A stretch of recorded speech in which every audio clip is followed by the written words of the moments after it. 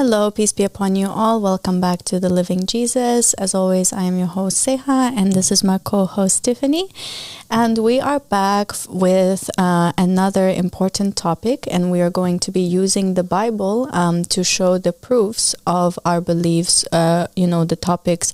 We don't want to talk about the topics without giving evidence and proof, as we did yesterday when we spoke about reincarnation, if you would like to check that out. Also, if you want to hear the words of the Mahdi, the divinely appointed guide and leader of this time, you can visit the Mahdi Has Appeared YouTube channel as well.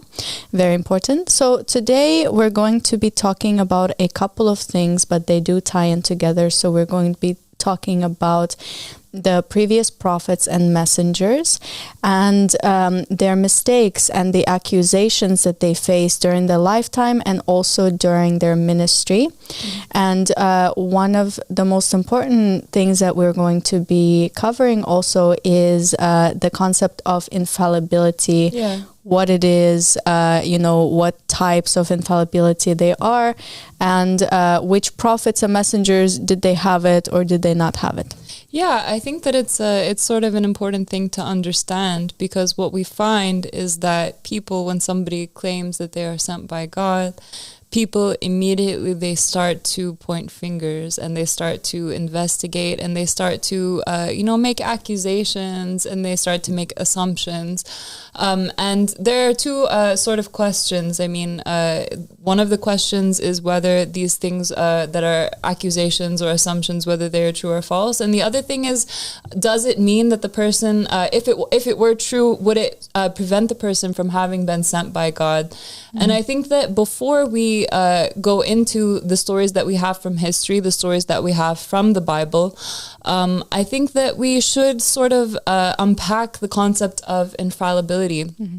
Now, infallibility, it means that the person who is sent by God, they cannot guide people away from God, mm-hmm. meaning they will never make a mistake that causes people to be misguided from God. They're always the door to God. Now, this doesn't mean that they can't make mistakes, because as we know from our holy books, prophets and messengers throughout time, they have made mistakes, and these mistakes are recorded in the scriptures. So it does not mean that they are not infallible. Mm-hmm. Rather, it means that there are two types of infallibility. There is inherent infallibility and there is earned infallibility. Now, inherent infallibility means that you are sinless and infallible from birth. It means that there is no mistake that is recorded about you. And we have excerpts from The Goal of the Wise that explain this. And inherent infallibility is the nature of God. So in terms of humans to be inherently infallible, it means that the person who falls under this title is infallible from birth until death.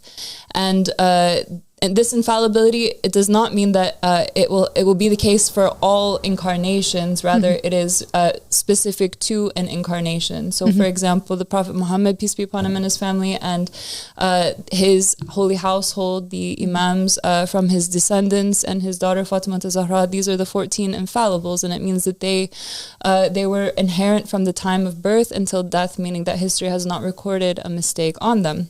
And then there's another type of infallibility, which is earned infallibility, and this is the type that we see being the case with the prophets and the messengers that are recorded in the Bible, because as we know, there were mistakes recorded. So earned infallibility, the Goal of the Wise says that all prophets and messengers and righteous ones, besides the 14 infallibles, fall into that category.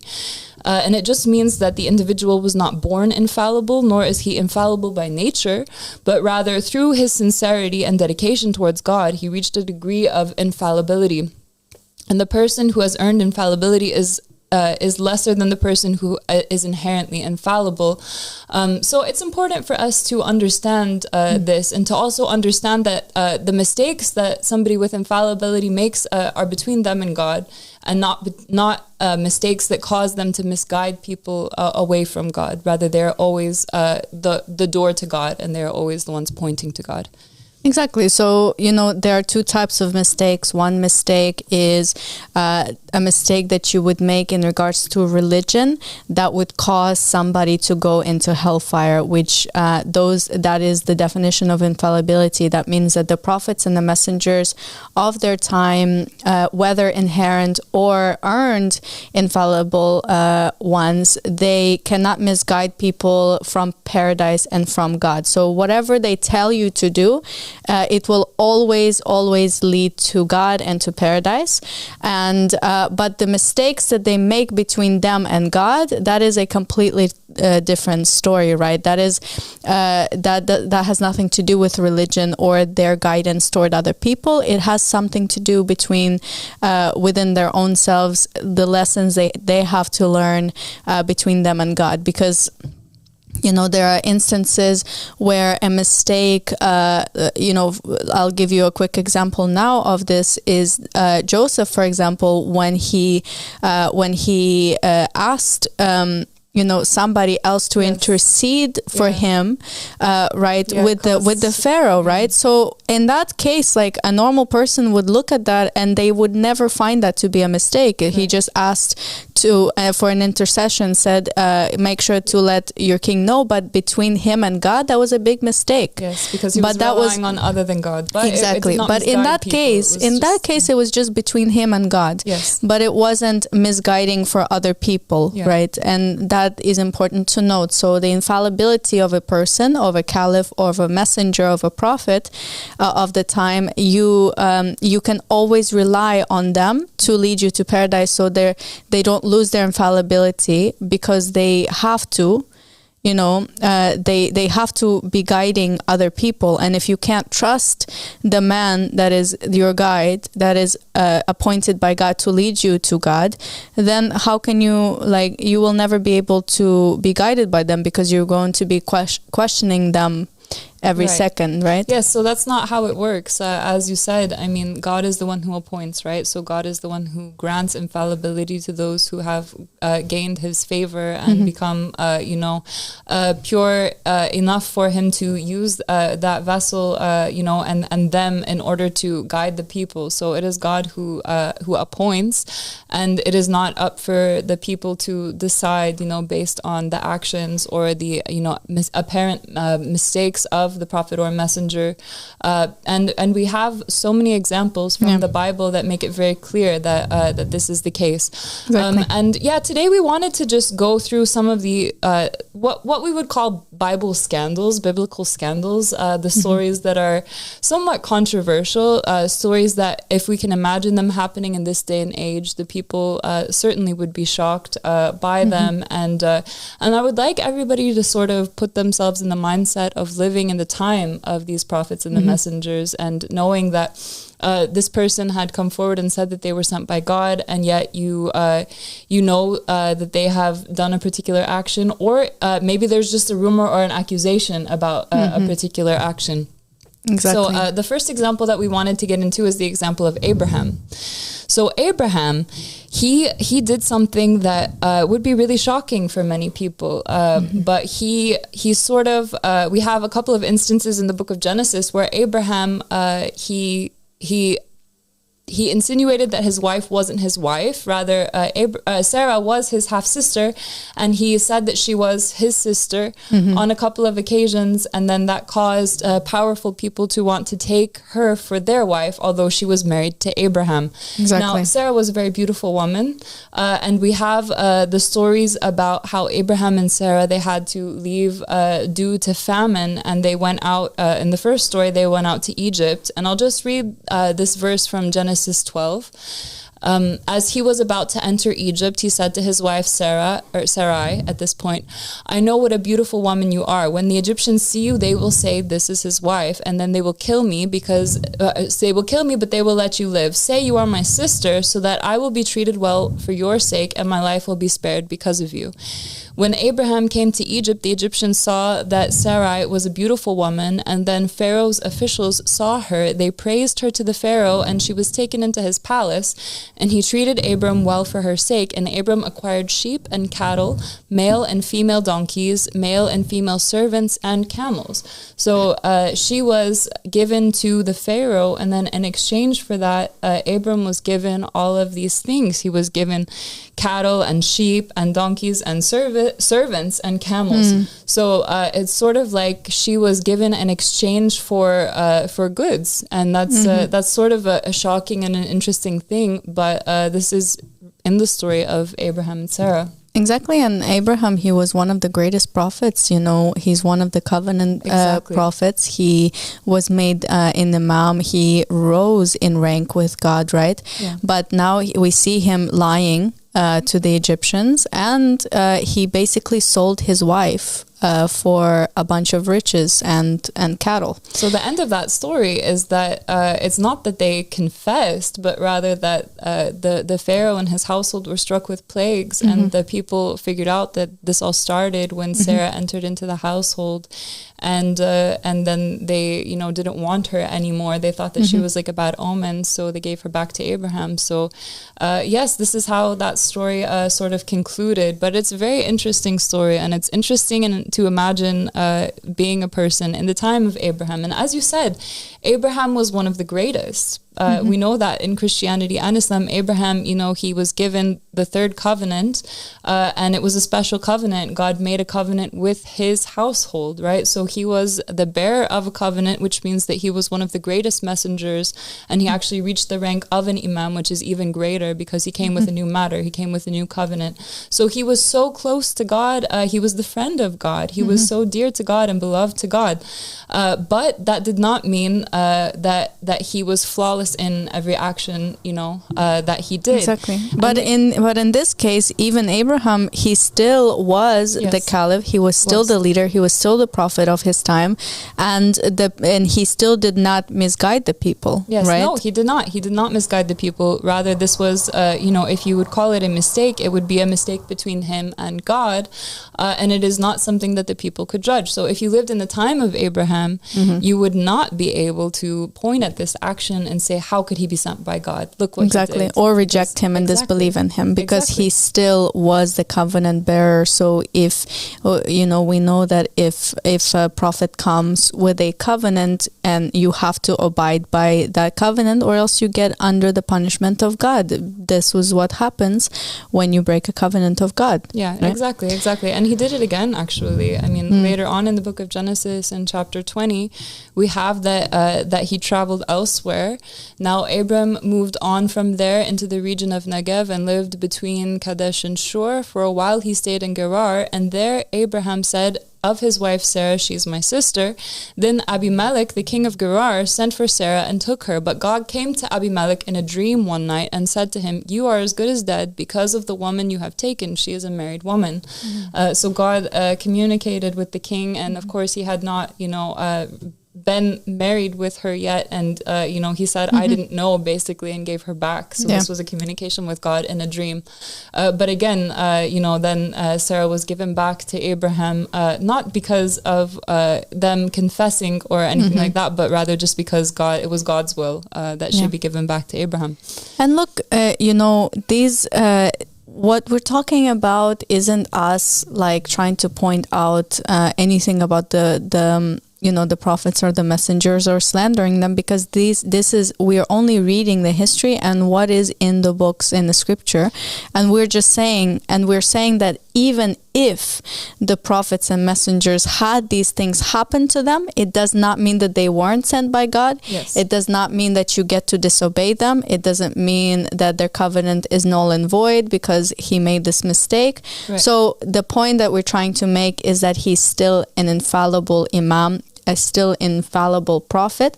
So if the people of the time of Abraham saw this action and they disbelieved in him and said he wasn't sent by God or broke his covenant, guess what? They would still go to hellfire. Yes, yeah, absolutely. This is exactly why we're talking about this, because I think that people, they misunderstand how you judge whether somebody is sent by God. And actually, it's not based on the actions in the eyes of the people, right? It is only based on the criteria, which we have talked about many times on our program. This is how God has asked the people to be sure that somebody was sent by God, whether they can prove that they were divinely appointed, whether they come with divine knowledge, and whether they call to the supremacy of God. These are actually the only 3 criteria that you can use as empirical evidence that somebody was sent by God.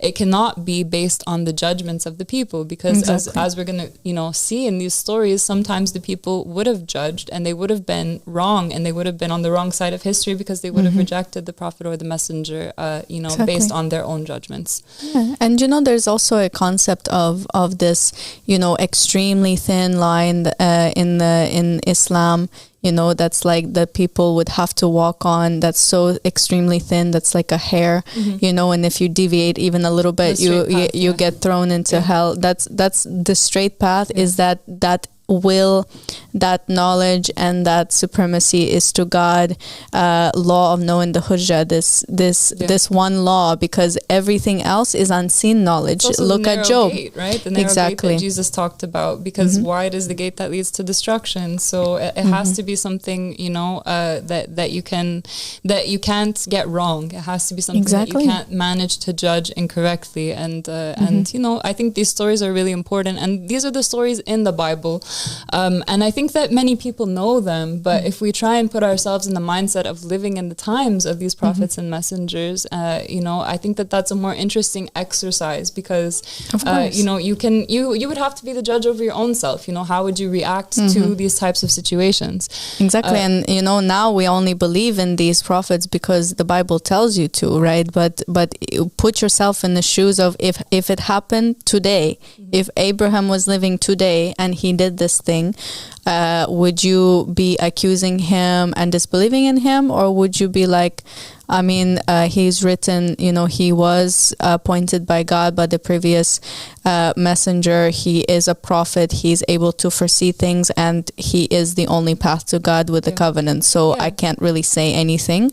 It's between him and God. Would you be like one or the other? Right. Yeah. Anyway, I think that perhaps people have become so comfortable with the idea that they're capable of judging because of the societal constructs that we live in, right? So people are asked to judge who would be the best ruler, and they think that they're capable of doing such a thing. But as we know, that's not God's system. It's actually God alone who appoints. And I just wanted to point out, I know it's a little bit off topic, but before we even get into the prophets and messengers or any kind of person who would come in the name of God, you have to also look at the leaders that you're electing right now and see what kind of crimes that they are committing. That you can't also judge a man that's appointed by God of anything, even if he did anything wrong, even if he did, because look at the people that you have chosen for your own self. So you have to look at your own self first, but especially we cannot judge the messenger and the prophet of God, but we can keep going into the story of Jacob. This is a simple one, but also an interesting one. And this one is not we don't even know that these stories are true, right? Because even these books in the Bible, they have been written many years ago, have been translated many times from whether different it's true versions. Or not is another conversation. Exactly, but it is here. We're talking about what's written. Exactly, so it is written here. The story of Jacob, as you know, that he stole the right of his older brother by the help of his mother, right?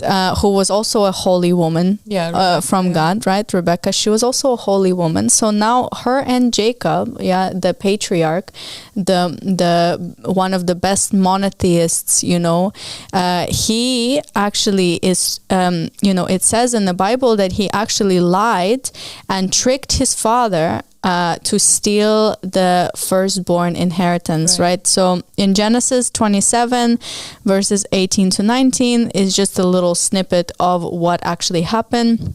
And he went to his father and said, "My father." "Yes, my son," he answered. "Who is it?" Jacob said to his father, "I am Esau, your firstborn." So he lied and tricked his father into taking it, right? Yeah.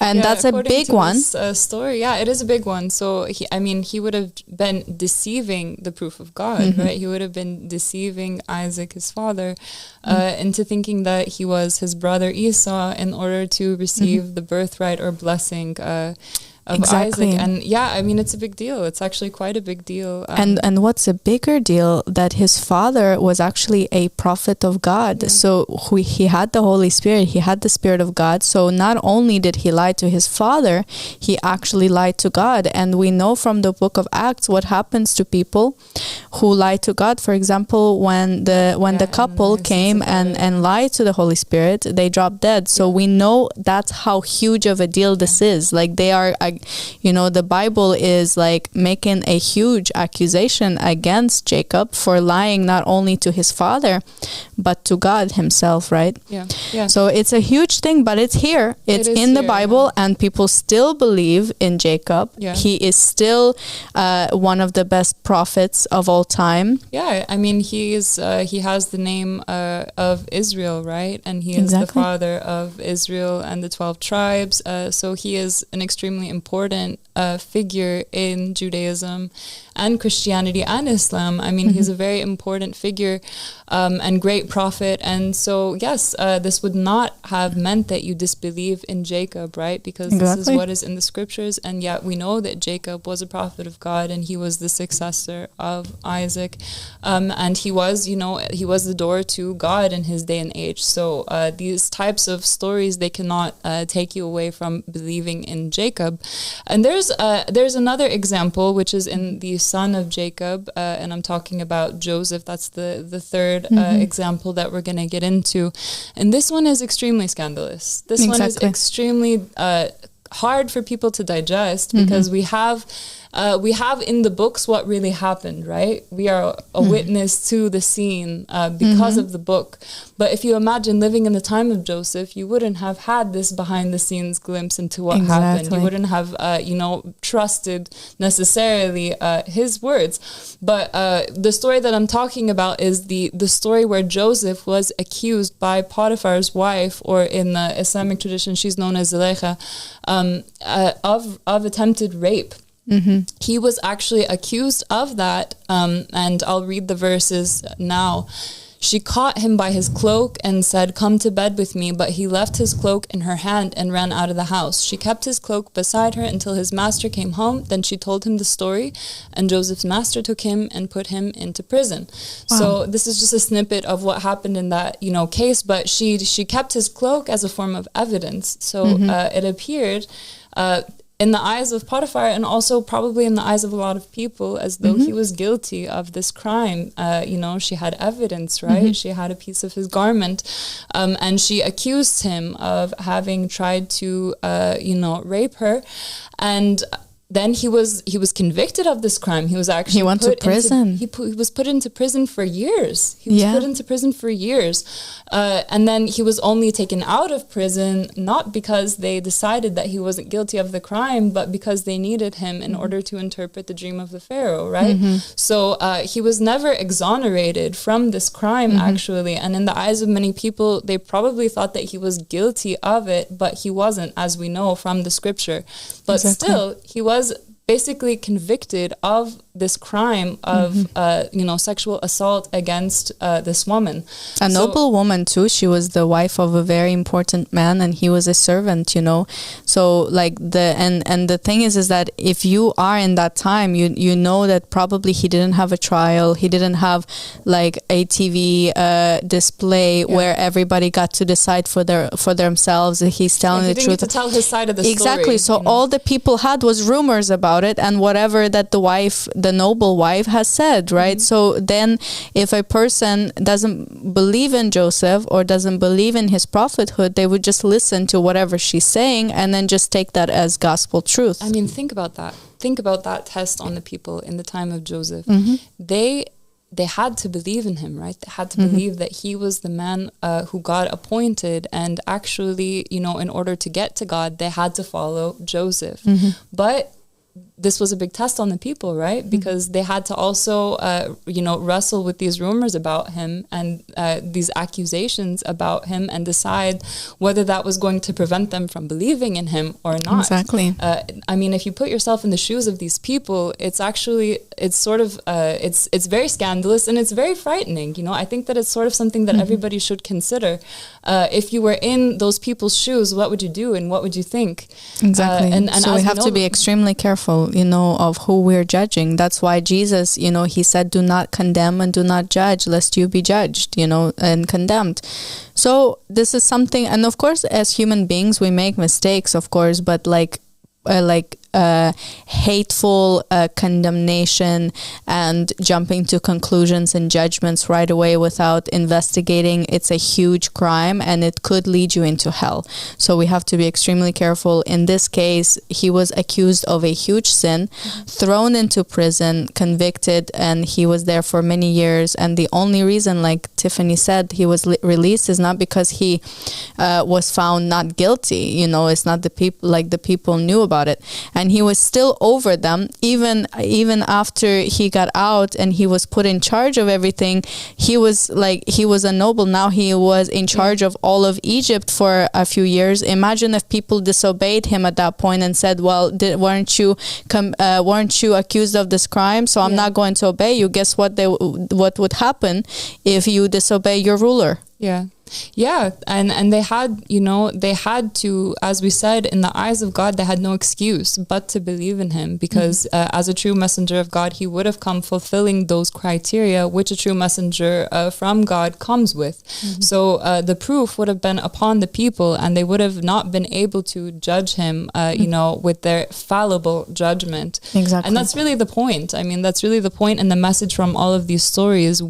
God knows that which we do not know, and it is not up to us to judge in the apparent. All we can judge is the evidence. All we can judge them on is the evidence which God, you know, always brings throughout time. And if they are appointed, and if it is proven that they are from God, then it is not our place, you know, to judge them. Otherwise, we're really judging God. And exactly. Yeah, I mean, the Bible is really full of stories that when you dig into it, they're really scandalous. And we have another story from another son of Jacob, which is Judah. And this one is actually important for all Christians, and I'll explain why in a second. This is the story of Tamar.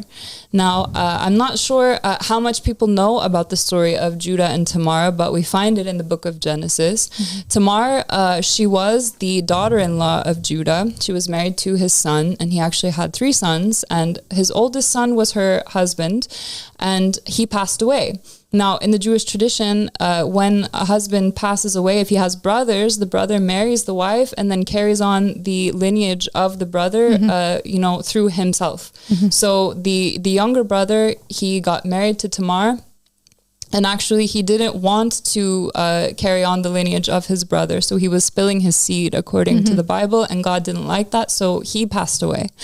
So then by this point, Judah is thinking that this woman is a bad omen, and he doesn't want to give his 3rd son to her. So he prevents her from marrying his 3rd son. But this woman is sort of left in the lurch, and she's left without an heir. She's left unmarried, and she takes matters into her own hands. She thinks that this isn't right. So she dresses up as a prostitute. It says, now I'll read the verses in Genesis 38. It says, she took off her widow's clothes, covered herself with a veil, thinking she was a prostitute. He, meaning Judah, went over to her by the roadside and said, come now, let me sleep with you. And this is what happened. She dressed up in the clothes of a prostitute, which was at the time a veil, like a niqab, like an Islamic niqab. And she disguised herself, and he actually, he slept with her, and then she conceived through him. And this is actually the line that Jesus comes from. So the ancestor of Jesus is Tamar through this act.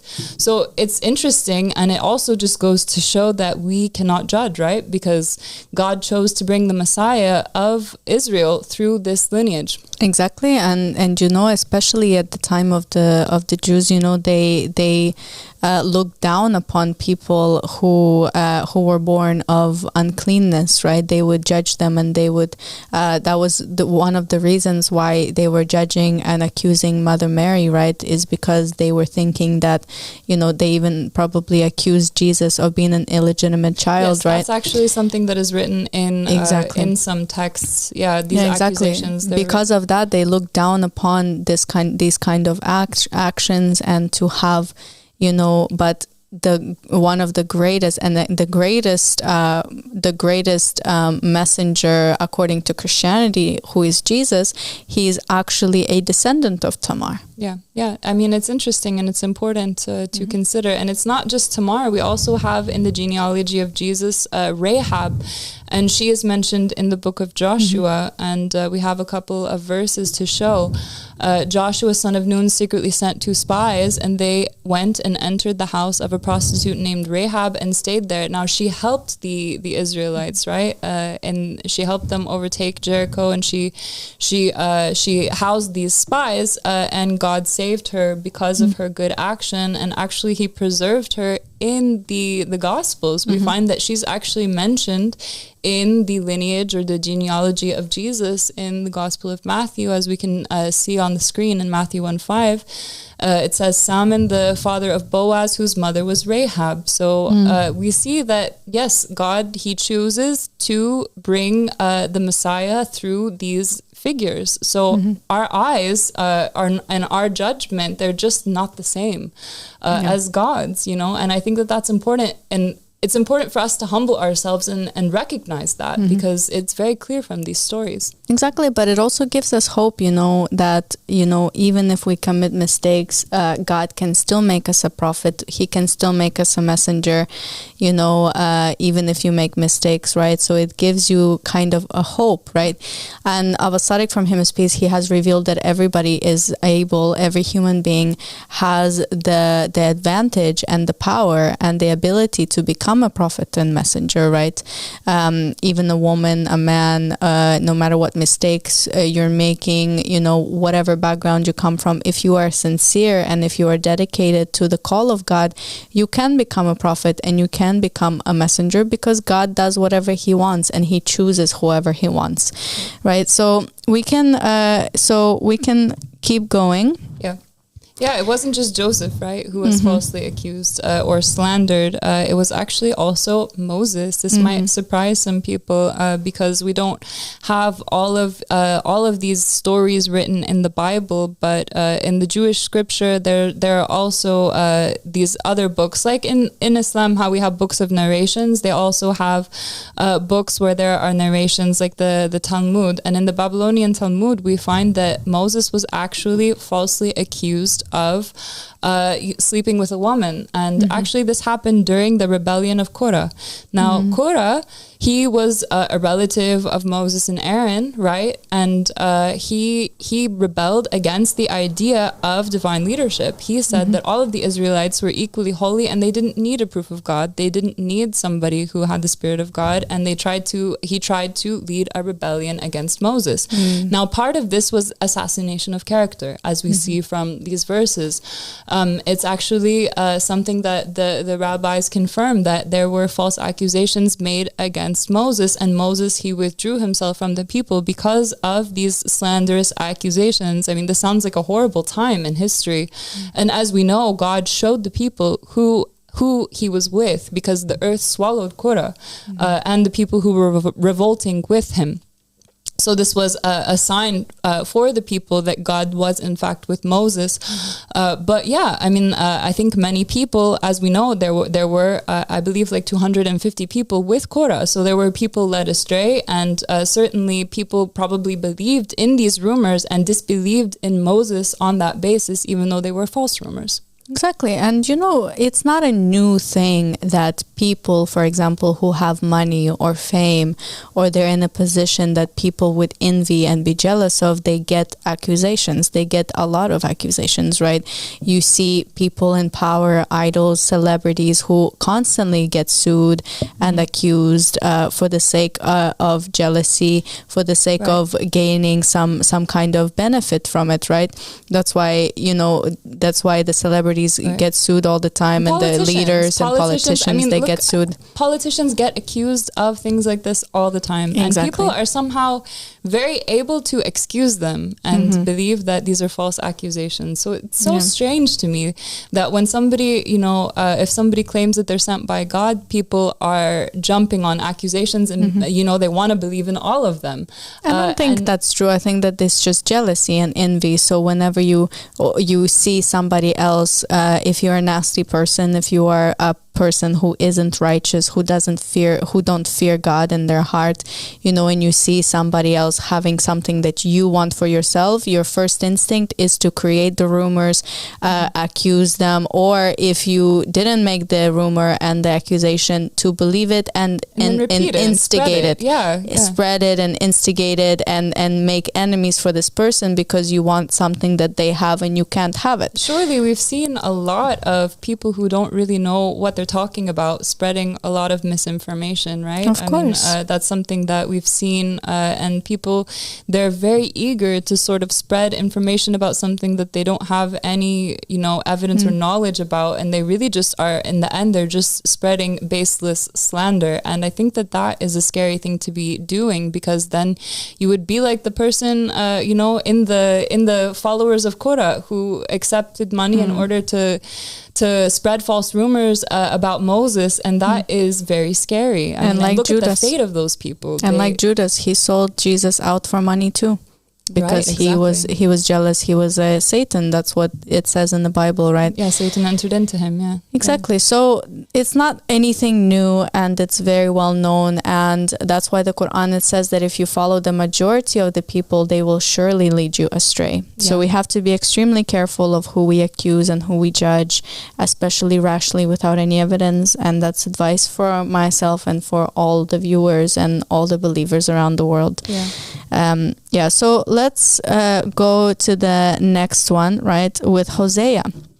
So Hosea, you would think that a person who is appointed by God would have a perfect picture perfect, amazing family who is just, there's no wrong, they are perfect and pure, but when we see the story of Hosea, for example, God commanded him to do something really interesting. He told him, and we can read it from Hosea 1, chapter 1 and 3. So the first one is chapter 1, verse 2. When the Lord began to speak through Hosea, the Lord said to him, "Go marry a promiscuous woman and have children with her." And then later on, when she leaves, she made mistakes because she was, she had certain issues, and she left him, right? And then Hosea, in Hosea chapter 3, verse 1, he says, "The Lord said to me, go show your love to your wife again, though she is loved by another man and is an adulteress." So after she cheated on him and left him for another man, the Lord commanded him to go and be with that woman again, right? To go and love his wife, right? So that's a big deal, right? Because maybe the people of that time would think to themselves, "Wow, he can't be a prophet because look at his wife. He doesn't have what his wife is doing. Doesn't he know what's going on?" The people would have certainly tried to use it as evidence against him. Exactly. Having knowledge and having a connection with God. But as we see, it's actually God who is commanding these things.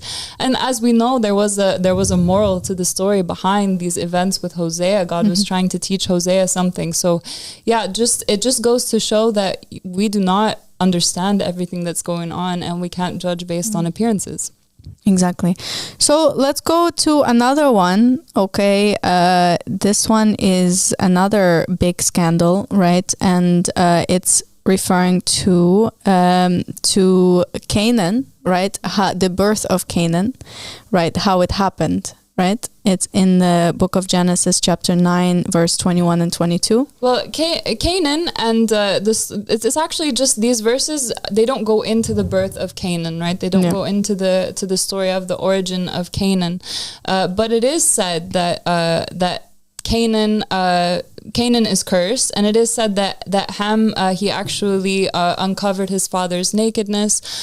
So we can just read the verses, and we don't have to, go too much into this, but it's just to show you how things would have looked in the eyes of the people. So Noah, he has drunk wine, right? And he is passed out in a drunken state. Now, people, they would not, appreciate seeing a prophet of God in such a state, right? People certainly would judge a prophet for being in such a state. It says, when he drank some of its wine, he became drunk and lay uncovered inside his tent. Ham, the father of Canaan, saw his father naked and told his two brothers outside. So we find that actually Ham, he was going into the tent. If we just take things at face value and just take things literally, he found his father in this drunken, passed out state and uncovered his nakedness. And then he went to go tell his brothers, oh, look what I just found. I found, dad passed out naked. Now, how does this look in the eyes of the people? It doesn't really look like what they imagined from the prophet of God. But Noah, this is Noah.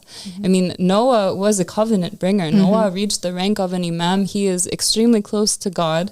God found goodness in only Noah. I mean, that's what it said. It said that God actually saved Noah and didn't wipe out all of creation because of Noah's goodness.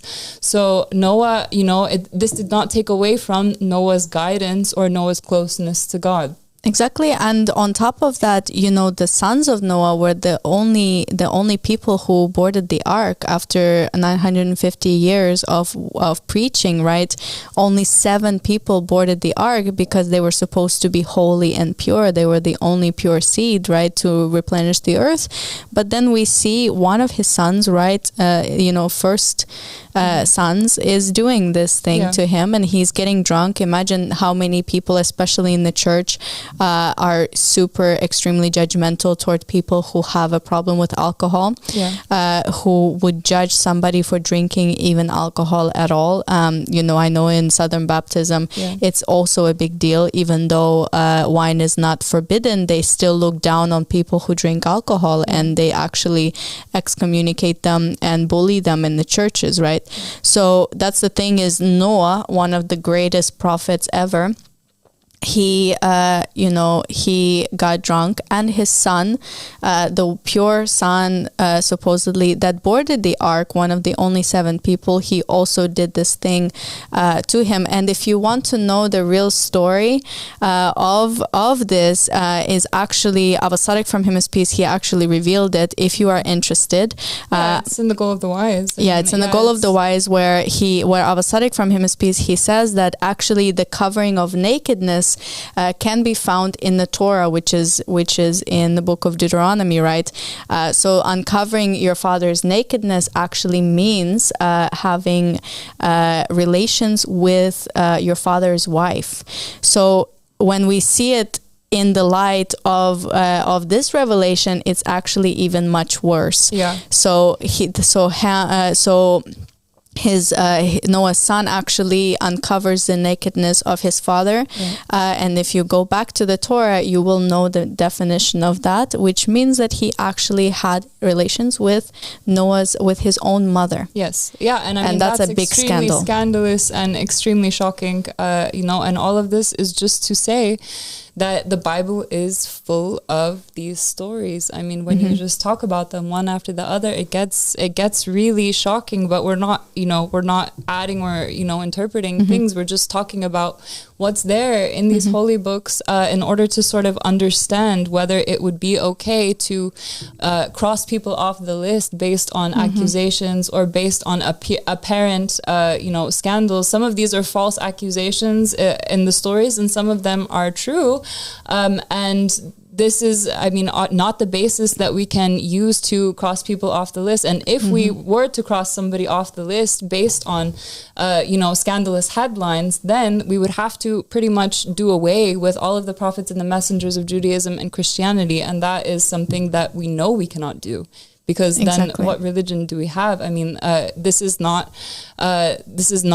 something that we can do, right? Because we believe in God and we know that God has sent these pure souls, as messengers throughout time, and they were infallible and they were not capable of leading people away from God. But I think that it's important that we go into these. I mean, we have a few more. We actually don't have much time. We just have like 1 minute left, but we can just quickly mention a couple of them. I mean, we have the story of Lot. We have Lot, who his daughters, they gave him alcohol in order to drink, in order that they might conceive children through him.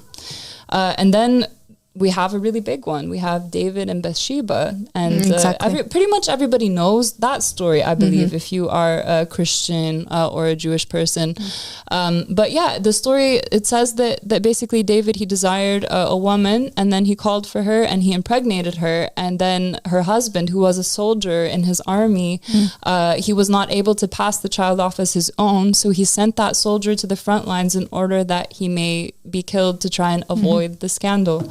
So, yeah, it is quite a shocking story. So the point that we're trying to make, right, we love the prophets and messengers, and I know that the Christians believe and love the prophets and messengers, otherwise they wouldn't be called Christians, right? So we believe in them and we love them, but you have to admit that these scandals, if you were present during their time, that if you have this kind of quick judgments and quick condemnation, quick on your feet to condemn someone, you could at that time end up in hellfire.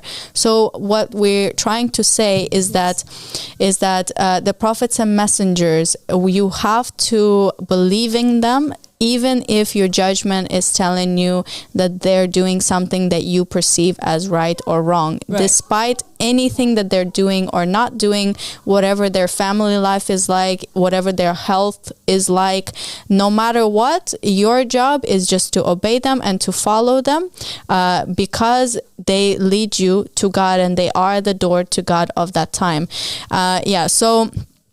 Yeah, I had a really good time with you as always, Tiffany, and I really hope that the Christians will actually go back and read these and contemplate over these stories, and also apply them, in their lives, so that they don't make any quick judgments and end up in a place where they don't want to be. Yeah, absolutely. And I hope that, we have given you some food for thought today. And I think that it's important to just, realize that this is not the basis for judging whether somebody is sent by God. Rather, it is the criteria that we have mentioned, and whether that person can fulfill those 3 criteria. And judgment is for God alone.